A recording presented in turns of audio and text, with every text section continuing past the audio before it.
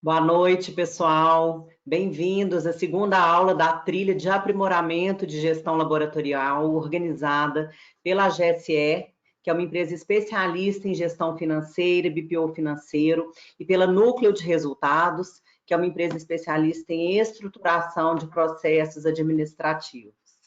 Hoje, a gente vai falar sobre como ter uma rotina eficiente em seu laboratório. A gente vai focar aí na rotina, no dia a dia, nessa execução. E a gente vai ter a participação muito especial do Jason Bastiani, que é o CEO da ForLogic, e do Fernando de Tomaso, que é CFO da ITWS. Então, queria agradecer muito a participação do Jason, do Fernando, né? E a gente vai ter um bate-papo com conteúdo muito relevante para a gestão aí do seu laboratório. Então, gostaria, pessoal, né, Jason, Fernando, que vocês se apresentassem, falassem um pouquinho aí, né, Jason falar um pouquinho da ForLogic, Fernando da ITWS. A palavra está com vocês, pessoal. Quem vai começar? Vai lá, Fernando. Daí. Fernando, primeiro o Fernando. Fernando é o cara mais inteligente. Vamos lá. Bom, boa noite a todos, né? Eu sou o Fernando de Tomaso, eu sou o CFO da ITWS, também é um diretor comercial, né? Acumula as duas funções. A ITWS é uma empresa de software, né? Ela é uma empresa voltada ali para o ramo de desenvolvimento de software, né? Soluções específicas, e também nós temos um RP próprio, né?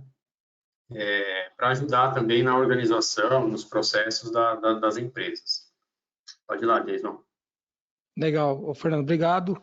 Eu sou o Jason Arenhart de Bastiani, né? Uns me conhecem de Jason Arenhart, outros Jason de Bastiani, mas Jason escrito errado igual ao meu nome, ele tem poucos, né? Então, eu sou o CEO da ForLogic, né? Eu costumo dizer que assim, oficialmente eu apresento como CEO ou como COF, que é o chef of firma, que eu falo lá, que é o chefe da firma.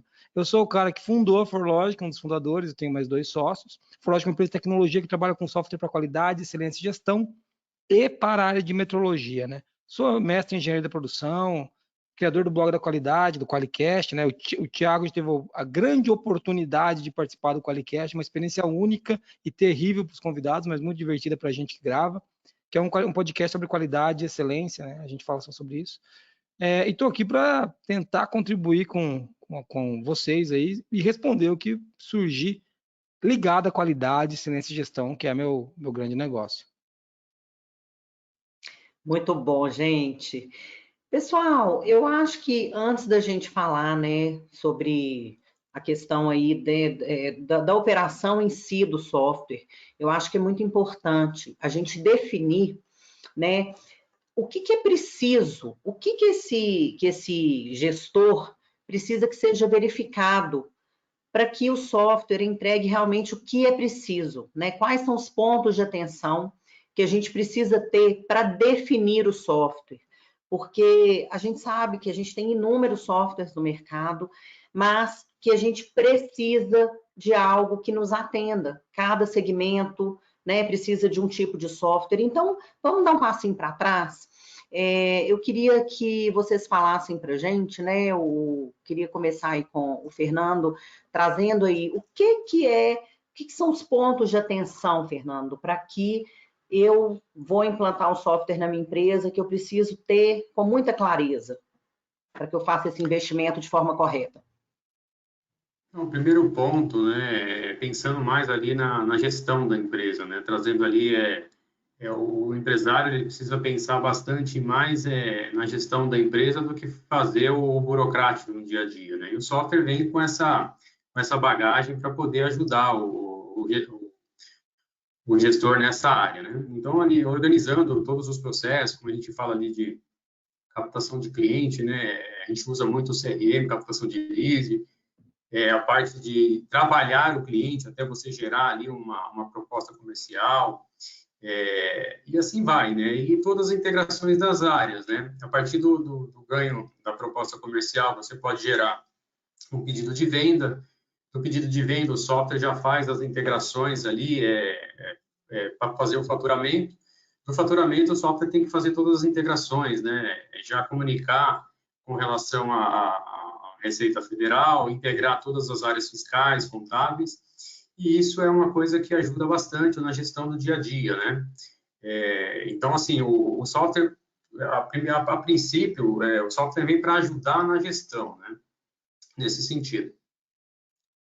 Certo. E qual que é a sua visão, Jason, desse passo para trás? Eu vejo que eu vou falar um pouco da minha experiência, né? A gente trabalha com software para quem já tem um ERP ou para quem já possui alguma coisa assim. A gente tem software para qualidade e excelência. E muitos das pessoas que procuram a gente não sabem bem o que querem. E esses não são os nossos clientes. A gente hoje tem aqui no Qualiex, né, que é essa nossa plataforma, a gente tem a régua é muito alta assim para aceitar o cliente, porque o cliente tem que entrar para resolver o problema dele, senão ele sai, isso custa muito caro para nós. Eu não posso pegar um cliente e perder um cliente em 3 meses, que isso para nós é inaceitável. Então, quando o cara entra, é porque a gente realmente vai conseguir aceitar ele. Um dos diferenciais da ForLogic, inclusive, está na nossa estratégia, é assumir com o cliente os desafios dele.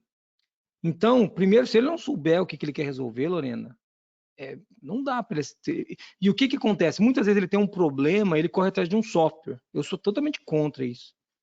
Né? Eu já te falei uma frase que você gosta, né? Que software não é gestão e tecnologia não é liderança. Se não tem liderança e gestão, você não vai implantar nada. Você não consegue implantar, cara, nenhum filtro d'água, entendeu? Então você tem que conseguir liderar o seu time. Né? Muitas vezes o que o cara tem que dar é 2 passos para trás, para conseguir entender onde está o problema na empresa dele, que ele não consegue botar a cultura para rodar, para depois implantar o sistema. É claro que eu vivo de software, né? O meu pessoal do comercial fica louco da vida comigo quando eu falo isso. Eu não vendo em webinar. O que eu faço é falar do que a gente faz. Né? Depois os caras procuram a gente. A ForLogic é uma empresa que não faz venda ativa. Eu não procuro cliente. Todos os clientes, todos nos procuram. Né? Por quê? Porque a gente gera conteúdo. A gente é especialista no que a gente faz. Então, eu acho que uma coisa legal é o cara saber o que ele está buscando. Se ele não sabe, ele tem que parar e pode buscar uma consultoria. Às vezes pode até procurar a gente. Teve cliente que veio atrás da gente. Eu lembro que o recorde foi 1 ano e 11 meses depois o lead fechou o negócio. Que a gente mostrou para ele como fazer, ele foi, se qualificou, buscou treinamento, depois agora eu consigo contratar vocês. Então isso é muito legal, quando a gente ajuda o cara na jornada, né? Uma coisa que eu gosto muito particularmente. Essa questão dessa clareza, né, eu vejo como a base, você falou de 2 passos para trás, né? Então, ter essa clareza é muito importante. E muitas vezes, para esse gestor ter essa clareza, ele vai precisar de ajuda para saber realmente onde está o problema dele. Porque muitas vezes ele acha que o problema dele está na área X e, na verdade, não está, né? A gente faz inúmeros diagnósticos aí de empresas, onde muitas vezes a gente conversa com o gestor, ele fala, olha, o meu problema, por exemplo, é na minha produção. Quando a gente vai a fundo, a gente vê que não é bem assim, está no estoque. E aí, se você tem um gestor, né, muitas vezes, o dono da empresa, que não sabe aonde que está realmente esse problema, e você implanta, né, você traz uma ferramenta robusta, porque muitas vezes a gente sabe, né, que a ferramenta tanto da ForLogic quanto da ITWS são ferramentas excelentes. Mas se você traz num momento onde não existe essa clareza, aí é dar um tiro no pé, você para uma empresa. Eu venho, né, de 15 anos aí do mundo corporativo, eu já vi grandes empresas pararem a operação por causa de má implantação, então eu acho que é bem por esse caminho mesmo, né? E beleza, então agora esse gestor ele tem clareza, né? Ele sabe, né? Organizou os processos e aí escolhemos o software adequado. Aí a gente coloca esse software para funcionar. O que a gente pode esperar, né? Uma vez que eu já tenho todos os meus processos já alinhados, a coisa está rodando, e aí o que eu posso esperar, né? Agora dos passinhos para trás, agora a gente vai para frente. O que vocês em termos de alinhamento de expectativa? Eu penso em qualidade de informação, né? Então, a partir do momento que você já tem ali os processos organizados, né? Então, o que a gente espera ali como gestor é na qualidade da informação, né? Como o processo vai entrar dentro do RP com relação a documentos, para que o gestor, quando ele faça as análises lá na ponta, ele tenha a qualificação correta, né? Por exemplo, hoje quando você vai olhar, muitos problemas que eu vejo nas empresas é eles fazerem o cálculo de margem, né? Muitas vezes você tem gestores que não sabem a margem de contribuição do seu produto, né? Por quê? Porque o software em si que ele implantou não atende a expectativa e também a qualidade da entrada da informação, né? Então, assim, a partir do momento que você já tem os processos definidos e você tem uma qualidade legal de informação, eu acredito que você tem uma gestão um pouco melhor, né? Sim. Concorda, Jason? Concordo, cara. Eu acho que quando você fala de qualidade de informação, né, é interessante falar disso porque as pessoas elas querem tomar decisão. A gente só precisa de software para tomar decisão. Na verdade, todo negócio gira em torno de tomar de decisão. O problema é que para tomar decisão você precisa da informação correta, né? Você falou da qualidade de informação, né, Fernando? E quando a empresa utiliza uma tecnologia, né, que eu falei lá que ela não é liderança, ela não é mesmo, mas ela apoia demais a liderança. Então não dá para dizer que ela é irrelevante, entendeu? Ela é importante, né? Mas para ela ter informação de qualidade e tomar decisão, muitas vezes ela vai ter que transformar essa informação em conhecimento, né? E o conhecimento se faz com as pessoas e com a equipe. Por que eu falo isso, né? Você trouxe um exemplo muito legal de margem.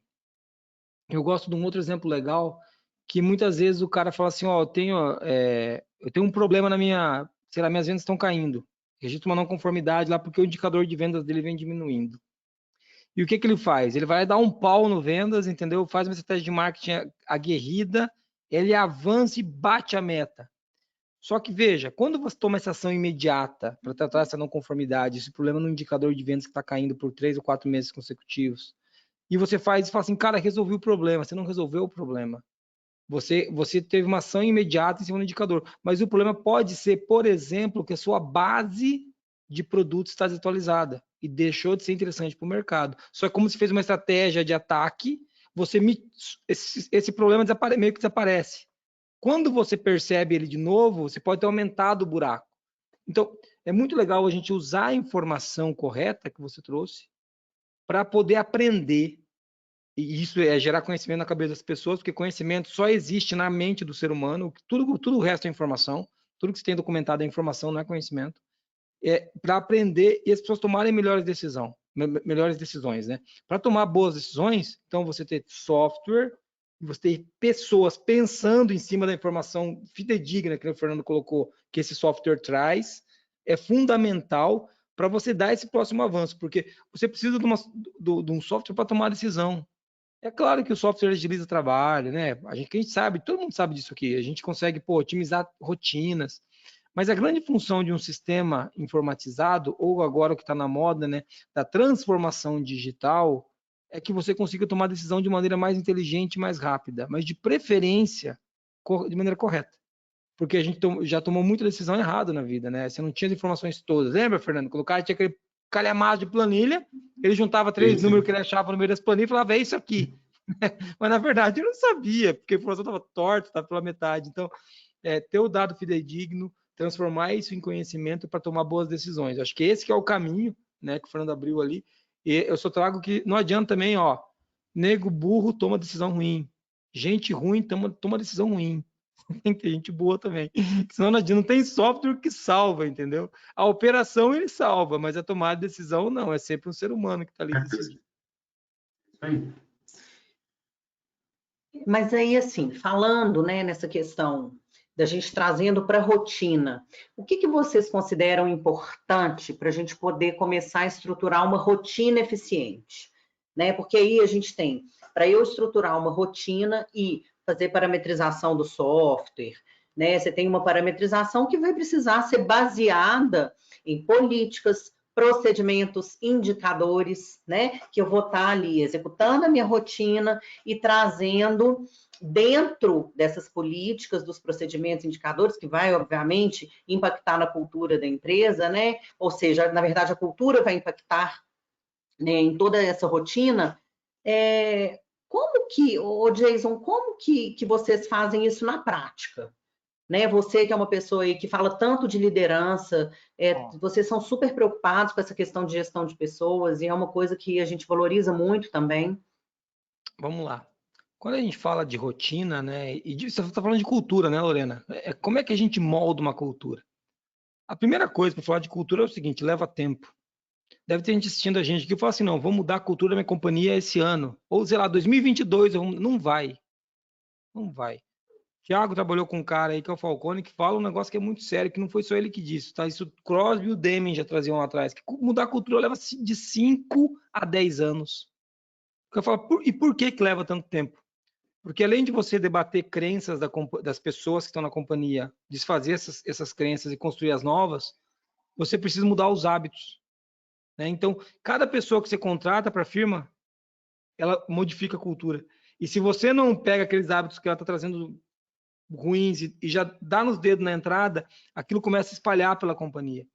Tem uma frase que diz assim que as pessoas sabem o quanto a cultura é levada a sério pelas demissões. Aquilo que você não aceita. Entende? Então, para responder a sua pergunta, para falar de liderança e de gestão de pessoas, a cultura tem que ser uma coisa viva dentro da empresa. E um erro, né, que nós cometemos, eu que sou CEO da empresa, bem que eu falo de uma empresa pequena, 80 pessoas, sei lá. Mas a gente que é CEO da empresa, a gente tá muito longe da rotina. Está muito longe da rotina.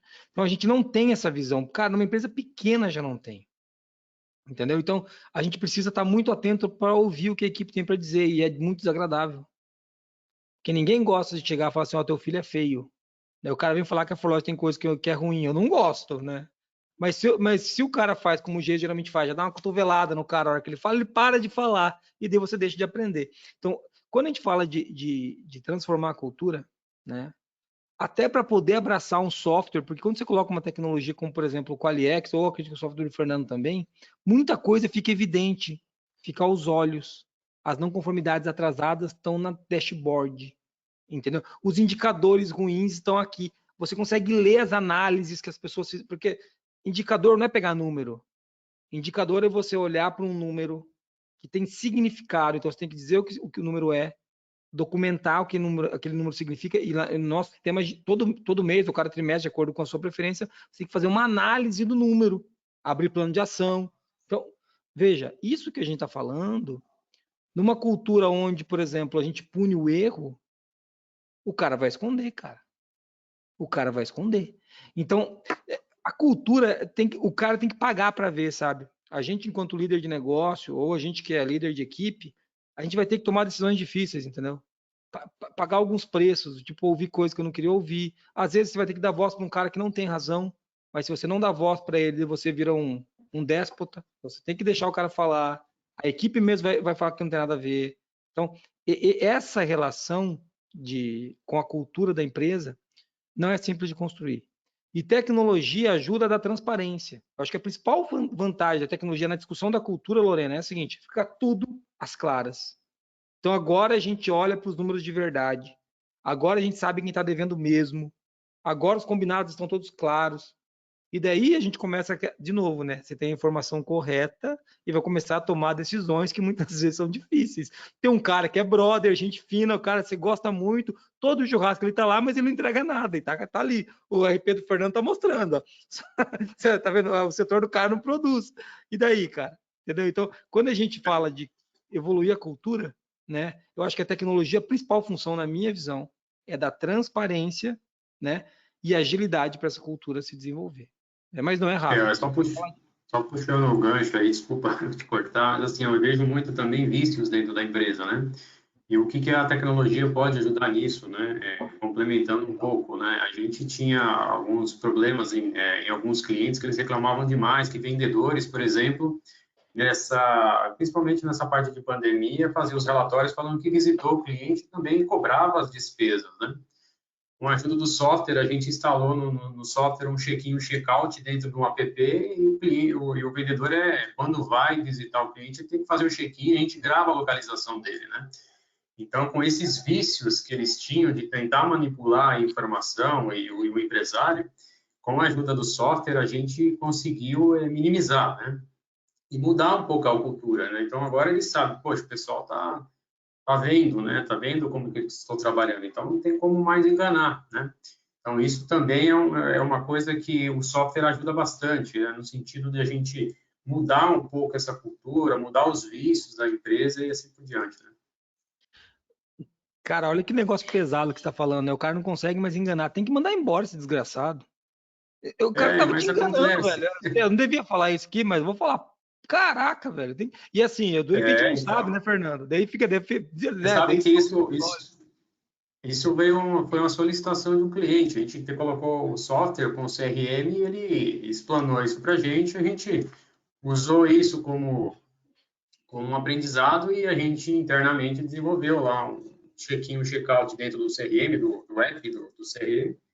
E quando o cliente ele vai fazer a visita, ele tem que registrar a tarefa e tem que marcar lá que teve no cliente, e aí a gente grava a geolocalização, né? Então, é esse tipo de coisa, né? Assim, o software também ajuda também a corrigir algumas rotas, né? Porque a gente acaba, quando vai implantar o software, a gente acaba encontrando, além de tudo isso que o Jason falou muito bem, né? Alguns vícios dentro da empresa, né? E, infelizmente, tem pessoas dentro da organização que infelizmente a gente precisa fazer um controle um pouquinho mais apurado, né? Você Sim, tá falando ô, dos gente, eu nocegos, né, queria. Fernando? Desculpa, mas é os nocegos, né? Mas entendi. O Fernando, ele foi Né? direto no É, ponto de canalha na firma que você tem que controlar. Cara, deve ser difícil, deve ser. Existe bastante. Né? Existe, é verdade, você tem razão. Gente, vocês começaram a falar, e o Fernando puxou um caso, né, um caso real. Eu acho que é muito legal a gente trazer essas experiências. E aí, na questão, né, eu queria que vocês trouxessem, vocês têm muitos clientes, né, aí na área de laboratórios. Eu queria que vocês pensassem em algum caso, né, exemplos de experiências relevantes que vocês tiveram aí, né, de agregar, né, dessa proposta de valor que vocês têm, né? Vocês têm uma proposta de valor muito robusta, muito significativa e relevante. Então, queria, sim, né, da mesma forma que o Fernando trouxe, Jason, Fernando também, trazer um case mesmo. Eu gosto muito de trazer cases para a gente trazer um pouco para a realidade, um lessons learned, alguma coisa nesse sentido. Então, o que eu posso falar é assim, né? A gente implantando software, quando a gente começa a implantar software, a gente vê de tudo, né? Um case que eu lembro assim de cabeça, teve uma empresa que eles faziam, por exemplo, eles fabricavam um produto químico, né? No laboratório lá, e aí eles não faziam o controle de qualidade de forma correta, né? Então, sempre tinha alguém que dava um jeito para que passasse o processo, né? E aí, com base nisso, a gente teve que desenvolver um módulo só de controle de qualidade, com todas as normas aí que depois o Jason pode explicar muito bem, né? Com o ISO 9000 e com algumas métricas lá para que a gente travasse, né? E não deixasse o produto ir para frente com relação ao controle de qualidade, né? Então, essas coisas assim a gente vai, conforme a gente vai implantando, a gente vai conhecendo o cliente, tem algumas coisas que a gente acaba adaptando o software para poder fazer um controle melhor. Né? Aqui, do nosso lado, a gente tem alguns depoimentos muito legais, né? Por exemplo, a gente tem casos os laboratórios, muitos deles se abraçam muito na norma 17025, que é uma norma pesada. Ela para quem atende a ISO 9001, por exemplo, a Lorena até desistiu do conversa. Para quem atende a ISO 9001, por exemplo, ela voltou. O Thiago voltou, calma, fica fora, Thiago, a Lorena voltou, você tá Não, eu vou nervoso. mudar minha conexão aqui.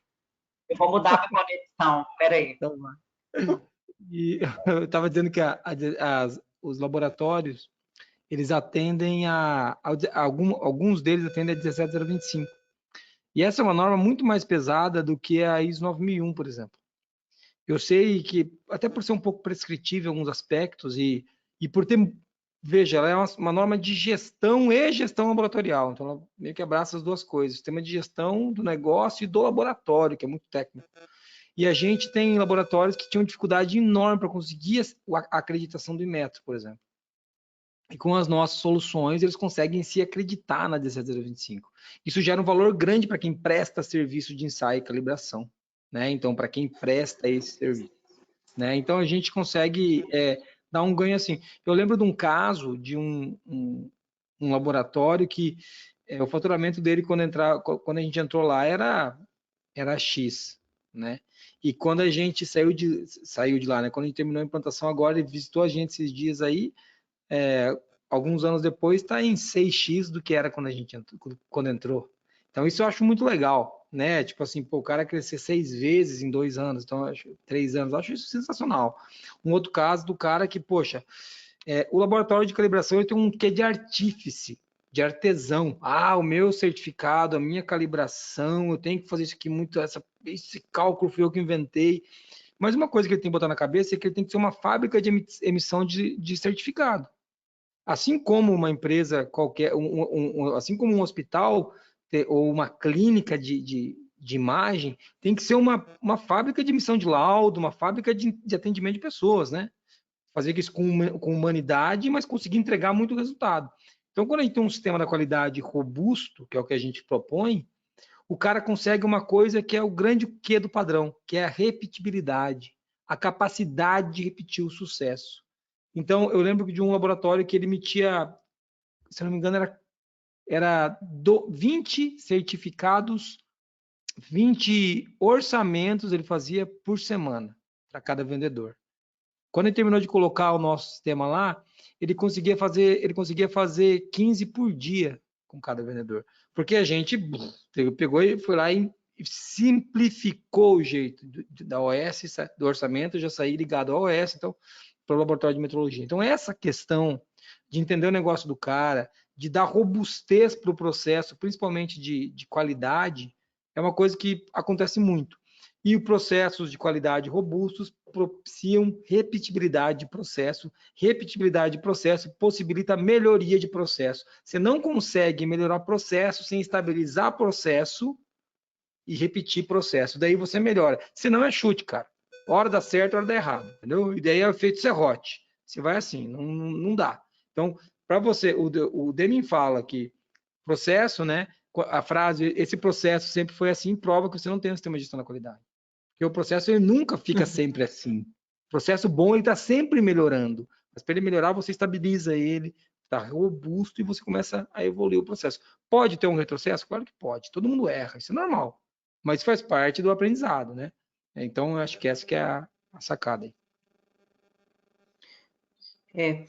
E a questão, assim, né, de se fazer um mapeamento, né, que não foi bem feito, né, trazer esse mapeamento que foi feito de forma ineficaz, ineficiente, junto com pessoas que não foram alinhadas com os benefícios. Eu vou falar um caso muito rápido, assim, eu participei na implantação de um software numa multinacional, empresa muito grande, e, assim, a forma que foi passada, né, para os colaboradores, eu fui key user do software, e, assim, foi de uma forma muito, né, assim, top-down na veia. E eu percebi a resistência das pessoas, né, eu tenho uma facilidade muito grande de transitar, né, por pessoas, mas, assim, eu percebi que era um alinhamento simples, né, de você avisar os benefícios, trazer esses benefícios de se ter um processo, de ter clareza do que você precisa e os benefícios do próprio software, né? Então, quando a gente fala de impacto de rotina mal mapeada, a gente está falando também de uma falta de alinhamento com pessoas, né, gente? Então, assim, quais são os impactos que vocês veem nessa falta de alinhamento com as pessoas, o papel da liderança, rotinas mal mapeadas? O que vocês veem como impacto, como resultado? Na minha opinião, é que o impacto é enorme, né? Imagine só se você tem uma rotina mal mapeada, você tem users, como você citou aí, que não está de acordo com a implantação do software, ou é ruim, ou até próprio as pessoas que implantam o software não têm o conhecimento adequado de negócio para colocar o software para funcionar, né? Eu já tive casos enormes aí de a gente ver software sendo implantado, a empresa gastar milhões e não funcionar, né? E alguns até foi E implantado... depois a culpa é do software, né, Fernando? Depois a culpa é do Pois software, e a gente sabe que não é. Pois é, já participei de vários projetos, né? E aí o grande problema de tudo isso é quando dá certo quando tá tudo errado, dá certo, né? Aí consegue implantar e colocar a empresa no ar, né? Aí o impacto é gigante, né? Porque você não tem qualidade na informação, os resultados finais que você quer apurar não está de acordo, né? Porque a pessoa que implantou mal, foi mapeado mal, e a qualidade da informação é ruim, enfim, né? Então, assim, é um impacto gigante, né? Então, eu já tive experiência nos dois casos, né? Num caso que a gente participou de um projeto e o mapeamento foi muito ruim, né? E o outro que foi feito o projeto com mapeamento ruim, com implantação ruim, enfim, né? A empresa contratou um software e nem sabia se queria implantar ou não, né? Então, o impacto é gigante, né? E isso para a organização em alguns casos, já vi companhia até quebrar por causa disso, né? Quando a gente fala de, de trabalho, hoje, né? A gente está sendo uma era do comando e controle. E funciona bem, viu? Funciona bem. Deixa mortos e feridos, mas funciona bem. Não dá para dizer que não funciona. Eu lembro que logo que entrou a pandemia, eu fiz uma live com alguém de uma indústria, não vou falar claro o nome, e ela falou assim: poxa, o meu gestor aqui está preocupado. Por quê? Porque a equipe dele está em casa e ele não sabe se os caras estão trabalhando ou não. Ele não está conseguindo confiar na equipe. Eu falei assim: minha filha, ele já não confiava na equipe aí. Ele só tinha a falsa sensação de que confiava. Ele fingia que confiava, porque você precisa do cara sentar na tua frente para ver se ele está trabalhando. E outra, né? O cara está ali sentado com a cabeça em Nárnia. Não adianta nada. Hoje o presenteísmo é o problema das empresas, inclusive os que estão em home office. Pessoas que estão lá online no Teams, fazendo zira nenhuma. Então, assim, quando a gente fala de processos mal mapeados, por que eu fiz esse prelúdio falando um pouquinho sobre comando e controle?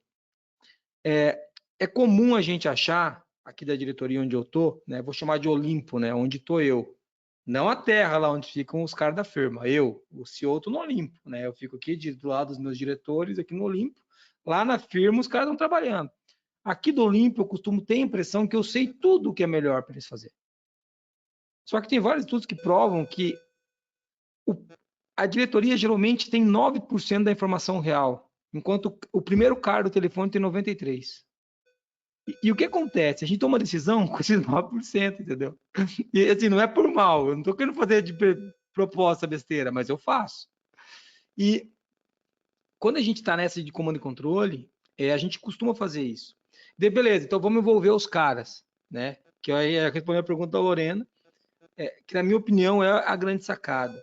A gente conseguir trazer as pessoas para decidirem a implantação do software, decidirem a mudança do trabalho.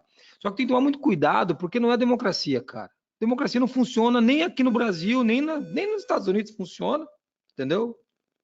Não funciona. Dentro de uma empresa, ela quer o negócio.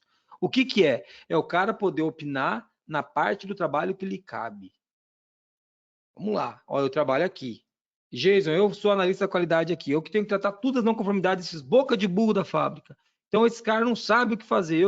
Então, esse cara tem que estar envolvido na implantação, no desenho da solução e no atendimento dos requisitos da norma ou do que seja lá que vai ser feito. Agora, quando você faz isso à revelia do cara, o cara sabota o projeto. Quando não pede a conta, ele leva embora mais 2.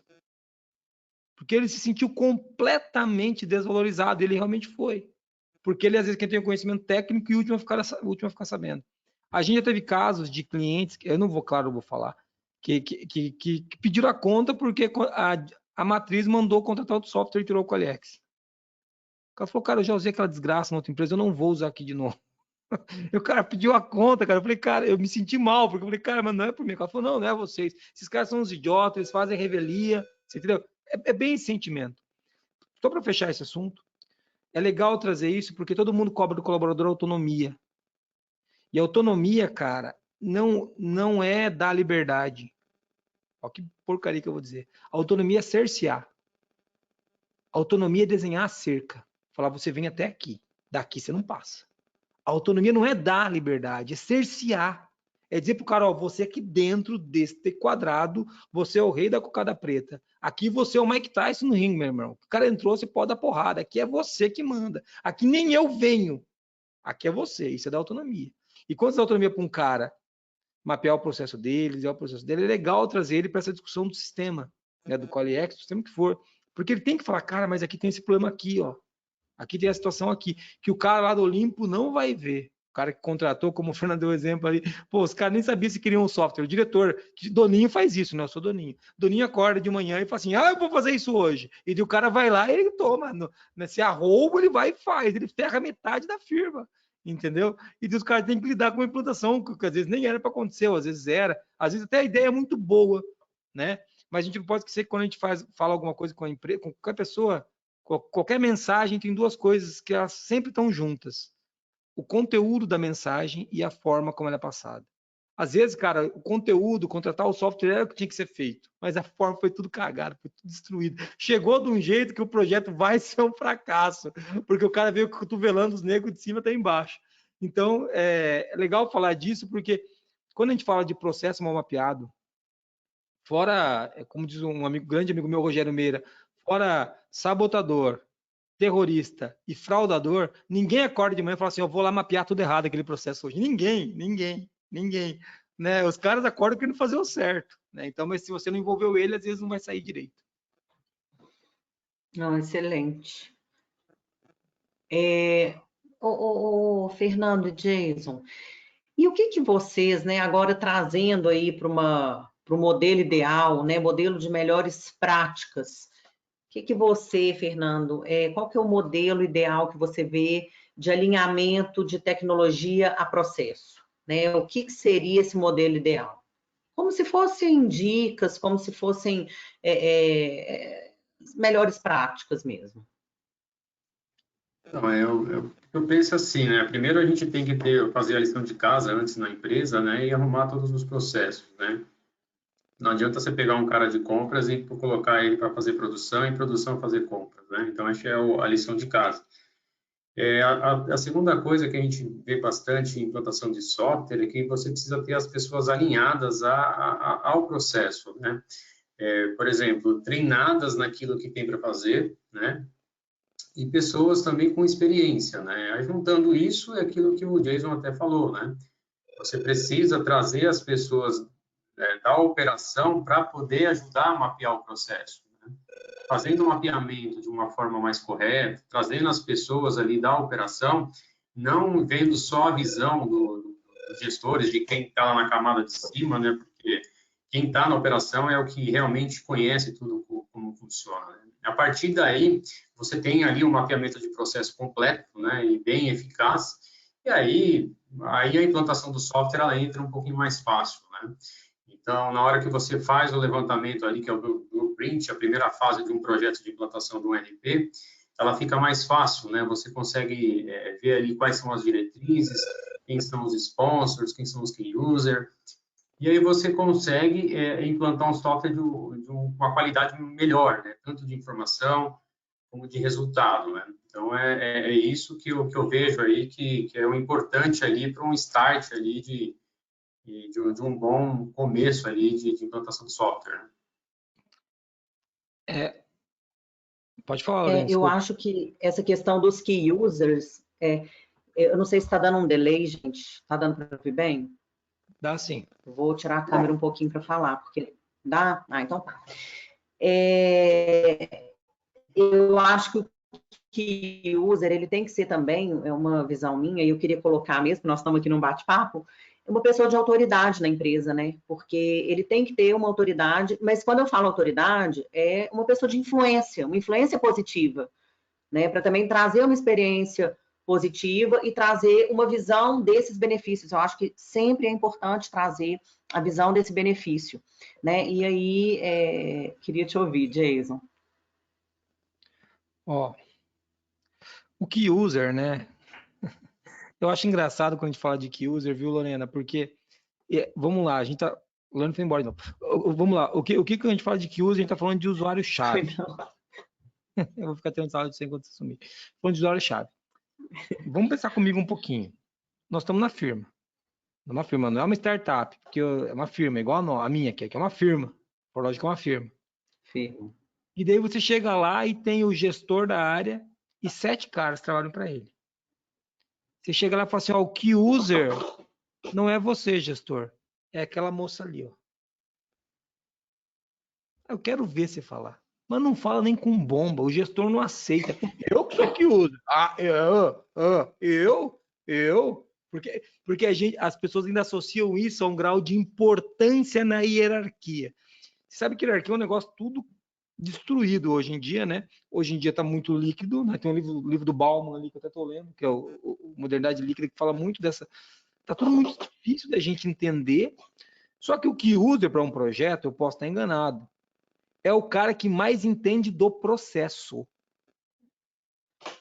E nem sempre o gestor, vamos lá, vamos entender. Às vezes a parte do processo que eu preciso é um que o cara ali executa muito bem, aquele cara da ponta. O gestor aqui faz uma gestão, cuida de alguns indicadores, treina a equipe, mas ele não tem aquele pedaço do processo nele. Então, e o cara que é esse key user? Esse é um dos erros, falando de key user, vi que você usou o termo, que eu acho que a gente encontra quando a gente traz o cara errado para ser o usuário-chave. Tanto que a gente não utiliza key users para a implantação dos nossos sistemas. A gente trabalha sempre com discussão baseada no processo do cliente e a gente consensa com o cliente e as pessoas que estão envolvidas naquele pedaço do processo, como que esse processo vai ser feito dentro do nosso software. E tem que ser um consenso. Você não tem um cara que começa a jogar água dentro do barco.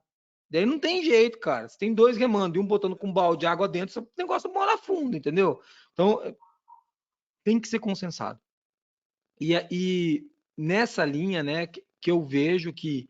Agora, voltando para a primeira pergunta que você fez, que eu queria falar dela. Você perguntou, pô, Geise e Fernando, como que é o lance, dicas, né, de mapeamento de processo, para coisa entrar com o processo redondo?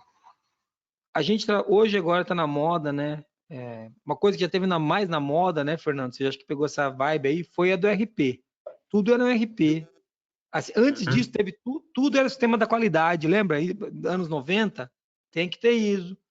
E essas coisas vão deixando a moda de lado e não deixam de ser importantes. A qualidade está aí até hoje, os RPs são fundamentais, assim nós vamos. Mas hoje o negócio que está na moda é LGPD. E as pessoas chegam para implantar LGPD igualzinho eles querem implantar um RP ou a qualidade. Tipo assim, instala aí para mim. Não é assim. LGPD e Marketplace é o do momento. Perfeito. Omnichannel, se possível, né? Omnichannel, se puder, vários canais. Então, assim, mas, cara, essas duas coisas, essas três coisas, essas coisas não são instaláveis. Você tem que preparar o negócio. LGPD, antes de você começar a entender mapeamento de dados, dados sensíveis, entendeu? Se vai pegar consentimento, se não vai, se vai usar outra base legal, proteção à vida, o que você vai usar? Antes disso, tem que entender o teu processo. O Fernando falou no começo. Se você não tem o desenho dos processos, cara, e que seja em papel de pão, algo vivo, que seja de verdade, não aquele assim, ó, o consultor fez, sabe? Aquele algo vivo, que o teu time mude, não funciona. E segundo ponto muito importante, na minha opinião, quem tem que mudar os processos são os donos dos processos.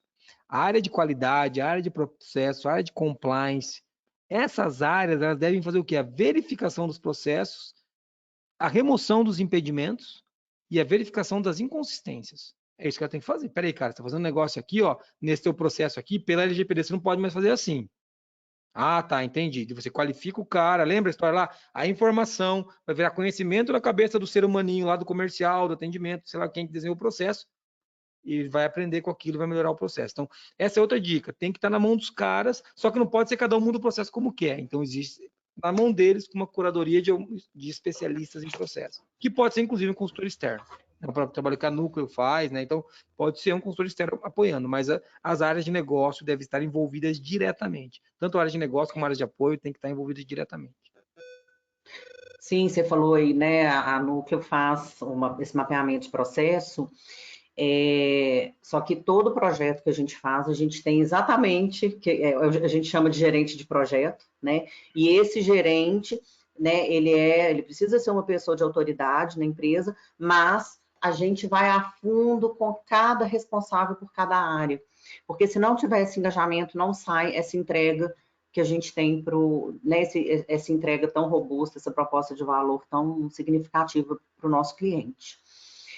A Grace, ela fez uma pergunta aqui, gente. Qual a relação do mapeamento de processos, implantação de sistema? Eu acho que a gente já falou, né? Essa questão aí de ter os processos bem alinhados. Eu acho que dá um passinho para trás. Clareza de onde tem que mexer, o que tem, políticas bem escritas, né? Procedimentos. Isso tem que estar muito claro, isso tem que ser muito bem feito, muito integrado, ter essa integração. Pessoas engajadas, pessoas, a gente fala muito de o mindset, né, trazer uma disruptura de mindset, e tá o tempo todo, porque um processo de implantação de um software, se você não tem, você vai ter um processo de transformação na empresa. Então, você tem que ter seus colaboradores ali, principalmente a liderança, gente, influenciando com o modelo de aprendizado. O Jason gosta de frase, eu vou falar uma que eu adoro, que é do Alvin Toffler, né? Os analfabetos do século XXI não são aqueles que não sabem ler e escrever, são aqueles que não sabem aprender, reaprender e desaprender. Você já ouviu essa, Jason? Já. É lógico, Você sabe que né? o O mais Jason difícil adora. nessa ordem é desaprender, né? Desaprender é terrível. A gente se abraça naquilo que a gente aprendeu com uma força, sabe? Força, e tem isso como uma verdade muito forte, que foi até uma colocação que a Grace fez, né? A evitar as atividades mecânicas do famoso sempre fizemos assim, né? Então sempre foi feito assim, e é assim e tal, e aí você entra muitas vezes numa organização, você entra numa empresa, e aí quando você chega lá, você tem funcionários, colaboradores de 20, 30 anos, né? Então, você trazer essa disruptura é um trabalho muito desafiador, né? Sim. Uma coisa que eu queria até colocar, tem uma outra frase que eu gosto muito, porque isso que a Grace colocou ali no chat tem um pouco a ver com a nossa capacidade de sair do piloto automático. Eu sei que a gente idolatra esse piloto automático aí. A gente é muito bom, eu faço isso no automático, isso é uma besteira. Tem uma frase que eu gosto muito do Roberto Tranjan, que ele fala o seguinte, que a sua capacidade de gerar valor está onde está a sua atenção. Então, quando a gente deixa de ter atenção, a gente deixa de gerar valor. E essa história do automático, tudo que fica automático, que você faz no automático, qualquer máquina vai fazer no teu lugar. Então, se você faz coisa no automático por muito tempo, muito provavelmente o que você faz é totalmente desimportante. Tá? Então, assim, eu tenho dúvidas. Quando eu faço as coisas no automático, rapaz, não vai durar muito, não. Não é porque não faz sentido. Qualquer coisa automática, né? Então, eu estou trazendo esse ponto aqui porque é bem isso aí mesmo. O sempre foi assim, ou aqui a gente faz assim. Isso daí é um primo irmão desse negócio de não fazer as coisas no automático. Eu também tenho um terror esse negócio automático. Mas beleza. É um terror e a gente está na era da imprevisibilidade, né, gente? Veio pandemia, a gente não tem controle sobre nada, mas a gente tem comando das nossas escolhas. E quando você está no momento de imprevisibilidade, eu costumo falar assim: tudo que funcionou até agora pode ser que não funcione mais, né? E normalmente não vai funcionar mesmo. Então, a gente precisa ter acho que uma gestão, né, disruptiva mesmo, mas acho que o Jason falou muito bem a questão de respeitar esses limites, né? Modelo colaborativo, cooperativo, lindo, gente, adoro. Porém, tem que ter esses limites de atuação. Tem que ter, porque aqui é a minha área de atuação, aqui eu sei fazer, e aqui eu preciso trazer, né, toda essa disruptura, melhor forma de fazer, né? Você quer fazer algum comentário, Fernando, sobre isso? Perfeito, o Jason, eu estou muito bem, né? Inclusive, com a pergunta que a Grace colocou ali, né? É perfeito, né? Se você tiver uma implantação, um mapeamento do processo bem feito no início, antes de implantar um software, né? Você tem um sucesso total na implantação do software, mas já peguei casos que clientes fizeram mapeamento do processo depois de implantar o software, né? Então, aí se descobre um monte de gap dentro do produto que depois é difícil de arrumar, né? Eu sempre falo assim, ó, se você tiver um produto bom, pessoas e processo muito bem definidos, 3Ps, aí fica fácil, né, de você ir para cima, né? E adequar uma tecnologia a esses 3Ps, né? Então, é nesse sentido que é importante a gente mapear o processo direitinho para antes de colocar o software, né? Senão vai de novo, né? Eu já falei isso, vou falar de novo. Senão o software que é péssimo, não funciona, e a gente sabe que não é bem assim, né, gente? O Ô, Jason gente, foi o muito Thiago, ele... feliz ali. Desculpa, só Pode falar. complementando, Não, Mariana, por assim, eu acho que o favor. Jason foi muito feliz em falar do key user que você levantou ali também, né? O que eu mais vi já na minha vida aí, mais de 20 anos implantando o sistema, é com relação a isso, né? Assim, quando vai definir um key user da área, às vezes a pessoa fica, né, o gestor da área fica melindrado, né? Mas é perfeito, quando tem uma pessoa que fala assim, ó, o key user é quem mais conhece do processo, aí a gente sabe que é sucesso, né? Então ele foi muito feliz no que ele falou ali. Até que Sim, alguma sim. coisa tinha que salvar, né, Fernando? Fala a verdade. Essa daí, passa um forte desse pedaço aí, eu falando e o Fernando elogiando depois, para falar que alguma coisa Legal. salvou esse negócio aqui. Então, pelo menos Muito isso. bom, mas é isso mesmo, assim, no dia a dia a gente vivencia isso, viu? Assim, ó, eu Cara, implanto o sistema desde os anos 2000, né? Então, você imagina, já passei de mais de 100 empresas, de empresas de grande porte, empresas de pequeno porte. Então, a gente já viu de tudo, né? A Grace também me acompanha aí nessa jornada há muito tempo, né? Eu já dei treinamento de RP para ela, né? E é difícil, é difícil. É meio bem complicado essa cara, parte, principalmente quando a gente fala de mapeamento de processo. Olha, é um caos é nas um empresas. terror, né? E sabe que você falou que desde os anos 2000 você implanta sistema, dos anos 2000 eu estava chegando com mochila aqui em Cornélio Procópio para começar o primeiro ano de faculdade. Então, eu lembro que foi sofrido também. Foi sofrido também. E, assim, uma coisa que quando você traz a história do mapeamento de processos, né? É difícil a gente entender hoje. Hoje, com o tombamento da gestão, que é um negócio que aconteceu, ninguém consegue voltar atrás e trabalhar mais na gestão vertical, porque ela não existe mais. Agora todo mundo tem stakeholder, né? Segurador de bife de todo lado, né? Stakeholder. Tem o cara que pega o negócio aqui, tem o cara que passa o negócio ali. Você tem três chefes. Pô, eu trabalho no comercial. Eu tenho que responder para o marketing, eu respondo para o CEO da empresa, eu respondo para o atendimento, para o líder da empresa. É uma loucura. E o tombamento da gestão complicou a gestão de processos. Porque não venha me dizer que ficou mais simples. Não ficou. Mas é porque o mundo é mais complexo, entendeu? Veja, não é que antigamente era mais devagar. Agora não é, cara. Agora, se você não for ali no Gemba, no chão de fábrica, fazer o negócio acontecer em 40 minutos, resolver o assunto juntando três caras de área diferente, o teu concorrente vai fazer, entendeu? Então você vai ter que sim juntar os caras do atendimento, do marketing, do comercial para resolver um problema do cliente, cara. E eu lembro que nos anos 2000, né, porque por isso que eu fiz esse gancho, não era assim. Quando eu comecei a estudar, não era desse jeito, sabe? Hoje a gente vê a coisa muito mais dinâmica mesmo. E você está coberto de razão, cara. Quando o key user não é o cara que entende mais o processo. E assim, inclusive, vai dar errado porque todo mundo sabe. Sabe o que é pior, Fernando? Se ficasse só entre o key user e o gestor da área, a gente tava salvo. Mas tá todo mundo sabendo e comentando. É isso que caga o projeto inteiro, porque tá todo mundo falando assim, ó, vai dar água, e ninguém bota fé naquilo, porque sabe que aquilo não vai acontecer. Sabe que isso é um dos problemas das empresas de hoje, essa demagogia. Ninguém levanta a mão e fala assim, cara, você não tem Zig Zero do processo. Deixa o Zé das Couve fazer o negócio ali, que ele sabe fazer. Você não sabe. Você só é o chefe só. Ninguém fala isso, ninguém tem coragem de falar isso. Entendeu? Então, essa demagogia atrapalha muito a gestão moderna de processos. Porque o chefe continuou, né? A hierarquia acabou, os processos não são mais... Mas o chefe está aí ainda. Então... Perfeito. É isso aí. Excelente colocação, gente.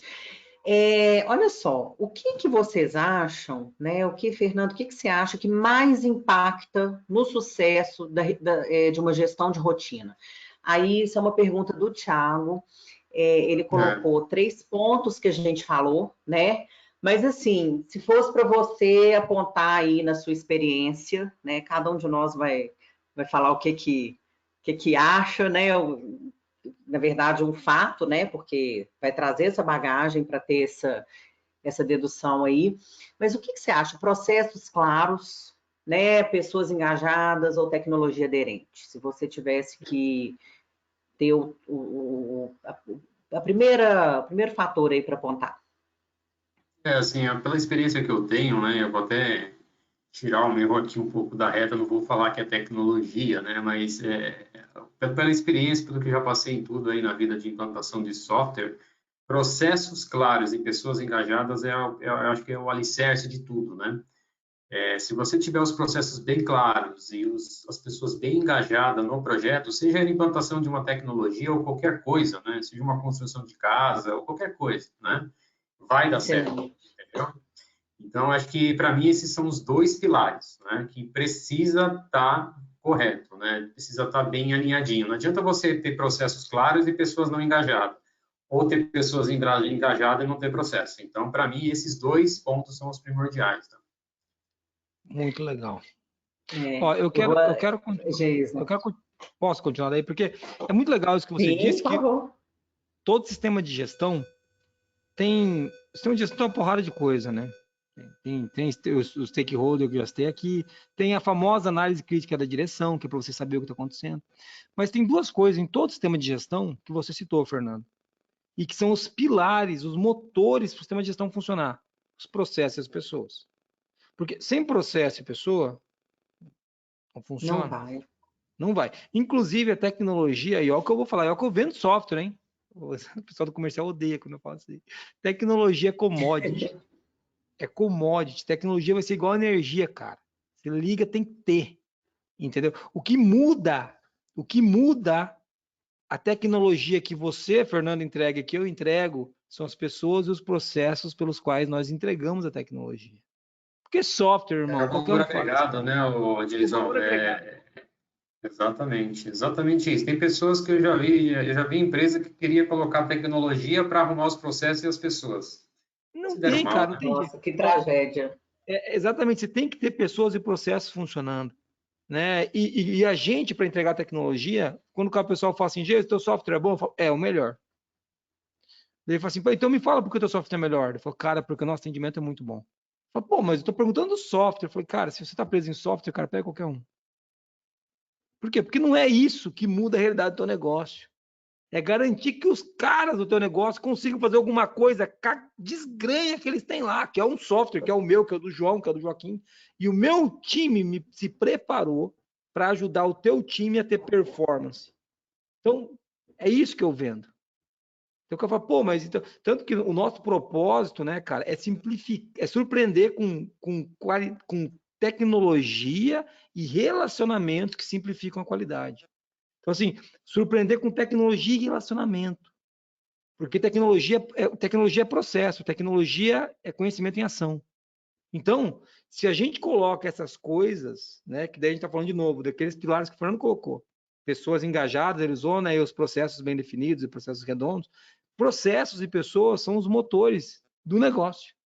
Se você tirar processo e pessoa de qualquer negócio, traz para mim aqui, eu duvido que ele funcione. Não tem como funcionar. As duas coisas são inegociáveis no negócio. Você pode muitas vezes não ter fornecedor, você pode muitas vezes não ter, sei lá, acionista quando é uma cooperativa, você pode não ter qualquer parte interessada no negócio. Mas tem três coisas que você sempre vai ter no negócio: processos, pessoas e o cara que dá um trabalho do cão, que é o cliente. Mas quem é o motivo do negócio, né? Então, assim, essas três coisas você não consegue tirar, né? Então, acho que processos e pessoas são para gerar valor para o cliente, né? Que é o cara que é o motivo de a gente acordar de manhã, né? Senão, se não tem cliente, não tem graça. Costumo dizer isso sempre na firma. Não, excelente.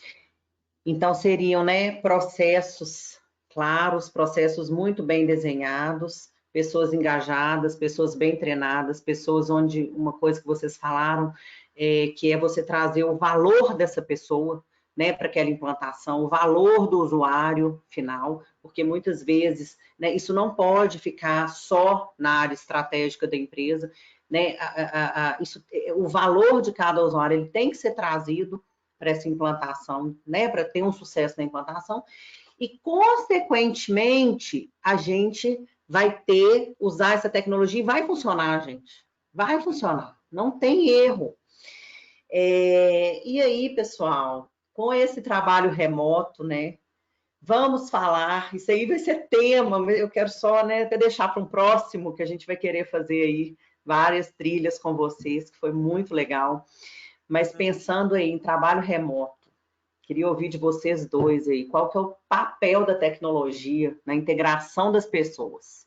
Porque se pessoas são tão importantes, né? E aí vamos fingir que os processos estão funcionando bem e as pessoas serem integradas, né, nesse novo mundo, esse novo normal, essa era da imprevisibilidade, seja qualquer nome, né? Eu gosto cada hora de dar um nome, não gosto de rotular, não. Mas como que vocês veem? Bom, posso até dar um exemplo, né, da própria ITWS, né? Antes da pandemia mesmo, a gente eu trabalhei muito forte para implantar alguns processos, né? Desde a parte de captação de lead até a gente entregar, né? Fazer o delivery do projeto, né? De implantação. Aí, instalando o processo direitinho e tudo funcionando, né? Na hora que a gente foi para um home office, ficou muito fácil, né?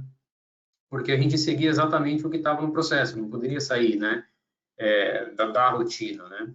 Então, aqui a gente sempre volta para o mesmo assunto, fala sempre de processos, frente de processos. Se você tiver ele bem desenhado, em pessoas engajadas, que a gente estava falando ali, seja ele presencial ou remoto, ele funciona perfeitamente, né? Então, isso eu vi na prática, né? Vi na prática, a Grace até acompanhou bastante aí. A gente não teve problema, né? Porque a gente já tinha o processo desenhado e as pessoas seguiram, né? Foi uma questão ali mais daquele impacto inicial de você, como é que vai ser, né? A gente está aqui no dia a dia, resolve as coisas rápido. Então, às vezes eu vou falar com a Grace está num outro call com outra pessoa, então esse impacto foi um pouquinho grande, né? Mas tirando isso, eu não vi tanto problema, né? Com relação a isso, tá? Certo, legal. Você, É, Jason.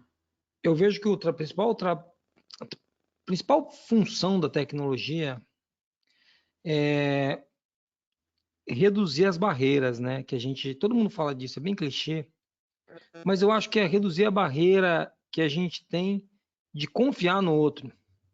Porque aquele exemplo que eu dei do começo da pandemia, o cara falou assim, não tô vendo os caras aqui, eu vi isso dentro dos lugares que eu visitei, né? Alguns caras, o cara não tá aqui. Eu mesmo hoje, eu tô no escritório de casa agora, né? A ForLogic é a 6 quadras aqui, né? E eu trabalho de casa, porque eu estou fazendo um experimento, fazendo alguns testes, né? Eu recebi um consultor de São Paulo que nos atende aqui, e ele falou, cara, eu falei, vamos tomar um café lá em casa, eu gosto de fazer café, então eu tenho meu café, eu gosto de moer, vamos tomar um café lá. A hora que eu parei aqui, ele falou, cara, é aqui? Tipo assim, como assim? Eu falei, cara, meu filho é 3 quadras para cima que estuda, eu saio da ForLogic 11h55, pego ele meio-dia na escola, meio-dia 5 eu estou em casa, eu almoço, depois eu brinco com ele de alguma coisa, leio um livro, e 1h10 estou de volta na empresa. Ele falou, cara, em 1h10, eu falei, 1h10 eu busco as crianças na escola, por isso que eu moro no interior, eu escolhi, a ForLogic foi montada aqui porque eu escolhi. E essa escolha que a gente fez, a gente atende todos os clientes remoto há 20 anos. A ForLogic não visita cliente nem para fazer venda, nem para implantar. Daí agora eu estou experimentando uma coisa que eu não fazia. Ou seja, eu não trabalhava remoto. Eu trabalhava presencial, todo mundo aqui. Hoje eu tenho funcionários no Rio, tenho funcionários em Santos, tenho funcionários em Mato Grosso, tenho funcionários no Nordeste, tenho funcionário colaborador em todo canto, entendeu? E a gente está vendo que está funcionando. Mas o papel da tecnologia ainda é aproximar, trazer confiança para os processos. Existe uma dificuldade notória que algumas pessoas estão no nosso escritório aqui. E a gente vai ter que reimaginar a maneira de utilizar o prédio. Tem um prédio de 4 andares. Como que a gente usa esse prédio agora? Né? A gente já definiu que para 2022, por exemplo, a gente vai ter 4 grandes encontros aqui, que vai vir todo mundo para cá. Vão ser 4 festas que nós vamos fazer. Não tem a ver mais com utilizar o prédio só para trabalho. Tem a ver com utilizar o prédio para exercícios de imaginação do negócio. Como levar esse negócio para um segundo nível, como trocar isso de patamar. Então, esse lance da tecnologia vai nos dar liberdade para poder fazer isso. Entendeu? Porque existe uma coisa que é inexorável ao ser humano. Nós somos seres gregários, a gente quer estar junto. Não vem me dizer que é a mesma coisa trabalhar trancado na sua casa, que não é. Também não vem dizer que não funciona, que funciona. Então a gente vai ter que entender qual que é o equilíbrio, né? Como que equilibra isso? A tecnologia vai ajudar a gente, talvez, a chegar num bom equilíbrio, né? Porque pensa, eu vejo, por exemplo, vocês estão aí em BH. né? Você está em BH, né, Lorena? Está em BH também, né? Sim, sim, também. Então, tem gente que está em São Paulo. Cara, 1h30 de trânsito. Grace está em São Paulo. Então, Tô em São cara, Paulo. pensa na qualidade de vida do cara que fala, cara, agora eu posso ir na academia. Fiquei com inveja de você, dessas historinhas do seu filho aí. Fiquei com inveja, viu? Então, cara, mas ó, Pra gente andar a pé aqui 10 metros, a gente leva 1 hora em São Paulo. cara, aqui eu escolhi montar a ForLogic aqui por conta disso. Há 18 anos atrás, o cara me chamava de louco. Cornélio Procópio tem 50 mil habitantes. Eu falei, eu só vou montar uma empresa numa cidade pequena. Assim, na minha, não se ofenda, mas eu sempre falei, é loucura eu montar a empresa numa cidade grande. Eu não faz nenhum sentido. E eu não queria. E o pessoal sempre perguntou quando que eu ia ter escritório na Faria Lima. Agora acho que ninguém mais quer ter, né? Mas eles me perguntavam todo ano. Eu ia para cliente, eu tenho vários clientes em São Paulo, vários na Faria Lima, inclusive. Quando você vai ter escritório aqui? Eu falava nunca, é mais fácil ter um escritório em Miami do que na Faria Lima. Isso tá, inclusive, isso vai acontecer. Vai ser primeiro fora, né? Então a gente está com 2 unidades que estão vindo fora, porque não faz sentido. Não faz sentido. Eu estou a 4 horas de São Paulo de carro, de avião a 1 hora. Então, quando a gente fala disso, né, Lorena, a tecnologia ajuda a gente a quebrar essas barreiras. E hoje ficou muito mais simples falar para o cara, ó, vamos fazer uma call primeiro. Antigamente o cara, não, tem que vir aqui. Eu lembro que grandes clientes que a gente fechou, a gente negociou tudo para você, mas o cara queria me conhecer, porque vai que eu sou uma fraude, né? Que também, falar que está em Cornélio Procópio, você não gera nenhuma credibilidade, né, gente? Não precisa mentir para mim, né? Não é diferente de falar, não, eu estou em Dublin. Em Dublin eu gero credibilidade. Não, eu estou na Suíça, gera credibilidade, né? Em Amsterdã, agora, em Cornélio Procópio, vamos lá, né, cara? Não dá. Então, o cara quer me conhecer. Hoje ficou um pouco mais simples essa quebra de barreira. Desculpa te cortar, isso que você falou é perfeito. Hoje, por exemplo, a gente não visita o cliente se a gente não fizer um call antes, entendeu? Até para se conhecer, para gerar uma reunião ali de sinergia, para a gente entender se realmente faz sentido a gente visitar o cliente. Claro. Né? Então, isso é perfeito. Mundo, né? A tecnologia ajudou demais nesse sentido, né? Uhum. E assim, a pandemia só empurrou a gente para isso, né? Porque era uma tendência que a gente, a longo prazo, ia ter, né? Mas a pandemia meio que jogou a gente para esse sentido. E a gente tem poder de escolha, né? Isso é muito legal e a gente pode estar mais aderente aos nossos valores. A gente vê claramente que para o Jason um grande valor é a família, é estar com os filhos, toda reunião. Ontem a gente fez o alinhamento, ele falou do filho, e aí ele poder viver isso, não tem preço, né, gente? Então, assim, até trazendo nosso próximo encontro, vai ser a trilha sobre gestão de pessoas, né, sobre os colaboradores aí da sua empresa, se eles são realmente colaboradores.